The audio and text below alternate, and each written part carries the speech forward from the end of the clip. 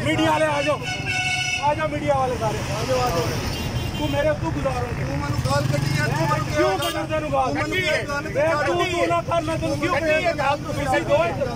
सच्चियो बाकी सब क्यों आपके सच्चियो में मिलता कि चलो मेरी क्या अरे ठीक करो अभी ये कोई बानो काटने के दस्ती में लाते साडे दफ्तर काटना आ गया तो फिर साडा दो दफ्तर तू सान गोली मरवा दे अपने दफ्तर तू धक्के भी मारी मार ने गोली सुन रहे तू मैंने गोली मरवा अगे भी मारी दी है जी कह रहा बंदा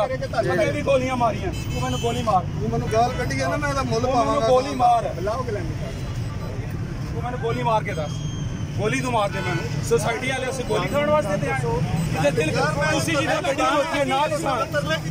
ते गाल क्यों कटी है गाल कटी है मेरे नाल के साडा दिमाग खराब है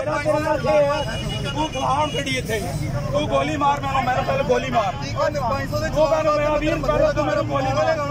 गाल कटी कहंदा गोली मार करने में सब गाल कटी तू मैंने गोली मार तू मैंने गोली मार